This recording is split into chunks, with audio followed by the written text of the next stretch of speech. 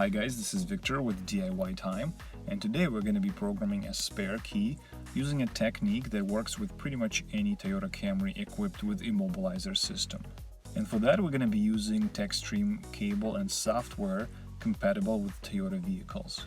If you need to know where to find one of those, check out the link in the description.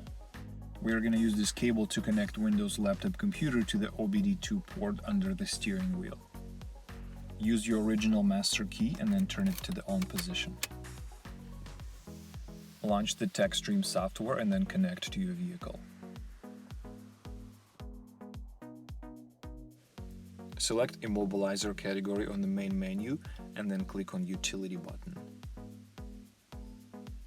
Select Key Registration. Read the welcome message and then click Next. Step 1. Remove the key from the ignition cylinder, then insert the key back into the ignition cylinder and turn it on. Click Next when ready. Step 2. Within 20 seconds, remove the master key from the ignition cylinder. Click Next. Step 3. Within 10 seconds, insert the new blank key that you are trying to program and click Next. Now we just need to wait for 75 seconds until the new key is registered in the car ECU. In the end, you're going to receive confirmation that the key registration is complete. You can program additional keys by clicking Next, otherwise click on Exit to wrap up the registration process. You can test your new key using security light for the Immobilizer system. If key is not present in the ignition cylinder, this light will be blinking constantly. If you insert properly registered key for this car, the light should disappear.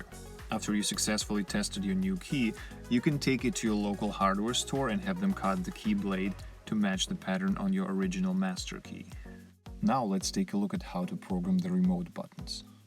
We are going to go back to the main menu and this time we're going to select Main Body category. Click on Utility button and then select Wireless Code Registration. Before you begin, insert the master key and turn it to the on position.